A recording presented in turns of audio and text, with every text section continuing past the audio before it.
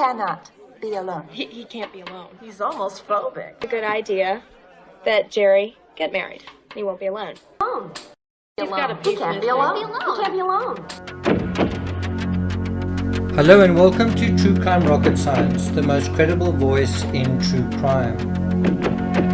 There's a scene in the movie Jerry Maguire, who's about to get married, where a slew of Jerry's ex-girlfriends are all on tape saying the same thing: he cannot be alone. Our world feels a lot like that too, especially at the moment. Alone. Alone? Turn to your smartphone or go online. Go to a sports game or a bar, barbecue or party. Coronavirus has changed all that. Now there's nowhere to go. Now there's no one to turn to. It's also challenging us to see the world beyond the superficial, beyond the surface stuff. If proper true crime reminds us of one thing, it's that the most important things are hidden, that they exist below the surface and are invisible. The same applies to us as people. The most important parts of ourselves are below the surface. The coronavirus is a reminder how dynamics and relationships and behavior patterns can be linked in a myriad of ways. For the first time, our common enemy isn't human. It's not somebody else or any particular group of human beings. Most of us know the infected aren't our enemy either, even if, God forbid, one of us forms part of that select and growing group sometime, eventually. Because once we do, what we will want is to be treated with care and compassion. Earlier today, an author on religious matters, Karen Armstrong, she appeared on CNN with Christiana Manpur, and she spoke about coping with loneliness during coronavirus. She said something that resonated with me. She said, "I'm used to being alone. I'm a writer." I know the feeling too, especially after 6 years writing over 90 books. That's almost constant writing, which means a fairly isolated lifestyle compared to most people. When coronavirus started manifesting in a big way, and there was talk of isolating oneself and social distancing, I found this ironic, since effectively that has been my lifestyle for the past 6 years. 2020 had been my year of transition out of the strictly writing vocation, and certainly at the start of the year I was flirting with the idea of visiting the United States of America and perhaps the Himalayas on the way back. When I heard about the coronavirus, I thought Tahiti, in the middle of the Pacific in French Polynesia, might have to do instead. But alas, no one is really going anywhere except perhaps the Olympians, and even that seems a stretch at this point. I do want to echo what Karen Armstrong said in her interview with Christiana Manpur. And it is important that we develop the resilience and wherewithal to be alone. We don't need to be alone for years, as I have, or as some authors tend to be, but we do need to develop the capacity to be alone with ourselves. After all, when we die, we do so essentially on our own. We go into death, whether because of coronavirus or something else. We go on that journey alone. Armstrong makes another good point in her interview with Amanpur about living in terror.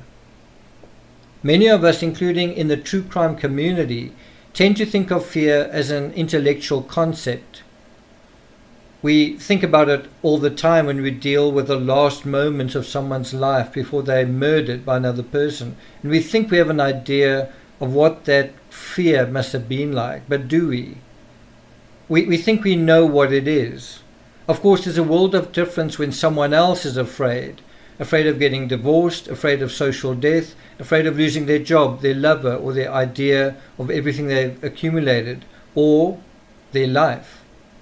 But there's a big difference between that when it's somebody else, and that intellectual idea of being afraid, and being afraid when it's you who's afraid. We know that feeling all too well right now, don't we? We know that gnawing anxiety that comes and goes, that builds and dissipates. We see the manifestation of this fear we ourselves feel when others feel the same fear at the same time. And it sort of manifests in this thing of buying toilet paper. It's no accident that there have been contests, bickering and fisticuffs over toilet paper. Death is shit, and we are reluctant to come into direct contact with either. We're looking for some sort of barrier to protect ourselves. Even if it's paper thin, it'll do. And that says a lot about us. We put all our hope into something that isn't even real, right? The experts provide some contemporary insight into why this happens. And this is from an article posted on scipost.org. Quote, stocking up on toilet paper is a relatively cheap action, and people like to think that they are doing something when they feel at risk. This is an example of zero risk bias, in which people prefer to try to eliminate one type of possibly superficial risk entirely, rather than do something that would reduce their total risk by a greater amount. Hoarding also makes people feel secure. End quote. So there's some truth in that. The True Crime Rocket Science version of this psychology is both simpler and I think deeper. Buying toilet paper is a symptom of our fetishized society, and as such a fetishized response. What does that mean? What is a fetish? A fetish is a very narrow area in which we seize control over something. As the assessment above notes, this is to allay anxiety. So a fetish is all about sidelining something into some narrow area, and in that area we exert absolute control, but it basically doesn't amount to anything. And if you think of yourself as someone who doesn't care about control, if you think about yourself as kind of a relaxed person, the fetish thing basically shows that that's not the case, and that we all capable of fetishizing, and we all capable of, well, we are all susceptible to anxiety, and also the same responses to anxiety. But kind of what's important here is the same response to anxiety is also the same kind of ridiculous response. That everyone is dealing with their own anxiety, but that none of us are really changing our reality, if that makes sense. But we're all caught up in the same fetish, right? Now compare, if you want to understand what we're talking about here, or the psychology of what you're talking about here, compare it to an introvert who has very little experience with the opposite sex, who's had very little experience, let's say, having sex with the opposite sex. Of course, it doesn't necessarily have to be the opposite sex, it can be the same sex, whatever one's orientation. The point being, it's someone who's very naive about the world, someone with very little confidence about something in particular, and I'm just using this as an example.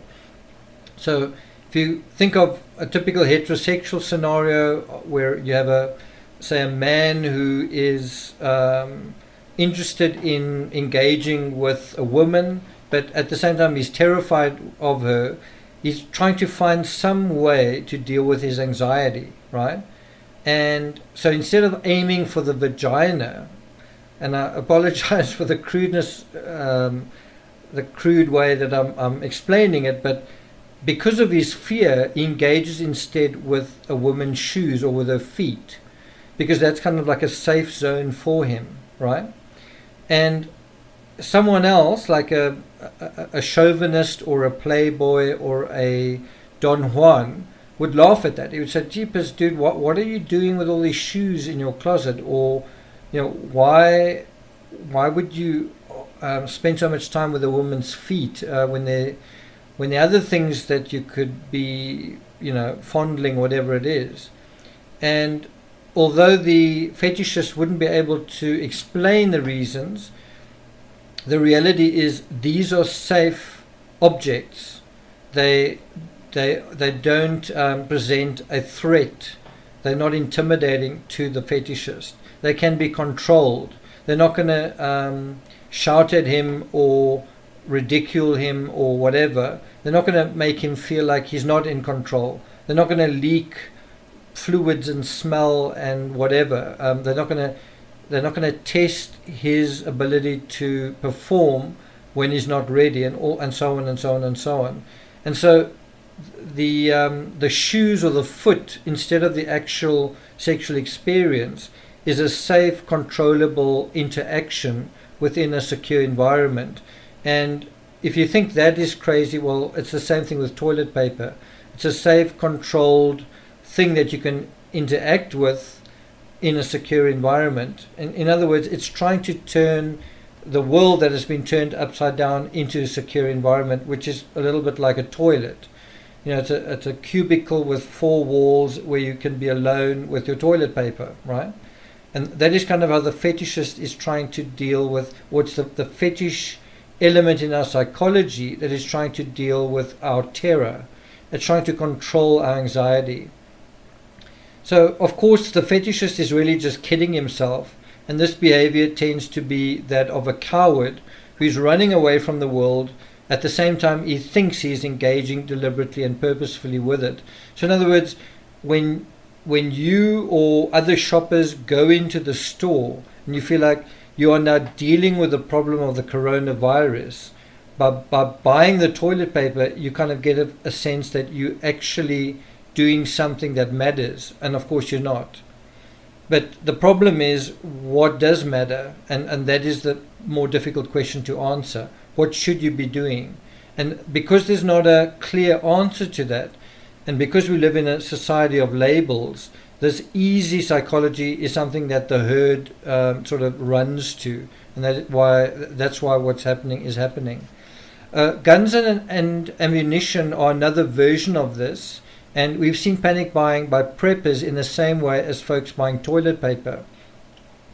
Bullets are also not the ideal weapons to treat coronavirus. In our sexual example, it's like buying Viagra and condoms in a leper colony. What you really want to do is stay home and concentrate on eating right, sleeping right, concentrate on your health and taking care of those around you. Buying a gun may make you feel secure, but if we're honest, everyone buying guns or toilet paper achieves almost nothing in terms of the thing that really matters, which is immunity against a sweeping virus. We're not used to fear or dealing with it. We don't have much practice in our sanitized society for dealing with very serious things like World War. The last time the world ground to a halt during a major war was over 70 years ago, basically outside of most of our lifetimes.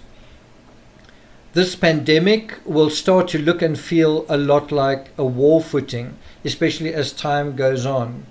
There will be a time to hunker down, to stockpile, to batten down the hatches, and hopefully to come out on the other side, come out of our respective shelters into the new reality, whatever it is that awaits us. Coronavirus reminds us, influencers and nobodies alike, that we are both gods and worms. There's something invisible out there that can reduce all of us to the same trembling card houses.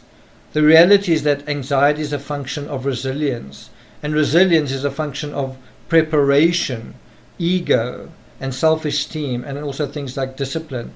Some of those things are real, some of those things are inbuilt, some of those things matter, and some of those things are just houses of cards. All of these depend to what extent we are not dependent on something. So, ego, self-esteem, resilience, preparation, all of that is going to depend on the extent that we're not dependent on someone else for those things. Is our preparation based on someone else's preparation? Is our ego based on some other person's ego, like a world leader? Is our self-esteem real? Is it based on our ability to do something real? Or is it based on buying toilet paper like everybody else? Is our resilience in terms of our physical health, is it based on having a health insurance, or is it based on actual health? Okay, So the question that is really being asked here is how much are we aligned with reality and practical reality? Can we stand alone for a time? And ultimately, how well can we stand alone? Karen Armstrong relates this widespread fear that we're not used to being in, but it's commonplace among the poor, the disenfranchised, and the downtrodden. Possibly the first wave of the pandemic will sweep lightly over Europe and America and other first world countries. And by lightly I mean with fairly predictable results. Some infections, certain amount of people dying, but basically passing over these huge cities and states and so on, and then sweeping elsewhere. The real terror awaits those swarms of people who don't have houses but live in shacks, who cannot afford to stockpile anything and live and move cheek by jowl. These people don't have the option of sequestrating themselves. The true heroes are those who will enter these death zones trying to save lives. Although we are entering a period of unprecedented darkness and wrenching change, 2020 was also a year in which many in the world realized the climate was seriously out of whack, but none of us really resolved to do anything about it. Nature instead has interceded on our behalf. Had world governments decided on the most austere methods to mitigate climate change, they couldn't have come close, not even half as close, as the measures in effect right now. So in a very weird way, we're participating in an ominous experiment without really knowing it. Want to know what that experiment is? Over the next few months, we will find out whether stopping the world's economy, almost to a dead stop, will have an appreciable effect on cooling down the fever of the world's climate. Let's hope it does. If it does, we will have some idea about A, what's possible when necessity exceeds political will or civil practicalities, and B, how much it's going to take to turn back the climate to where it needs to go. Until now, we've had virtually no data on whether strong mitigation will work and how effective it might be. Hold your breath. Hold your breath. We're about to find out.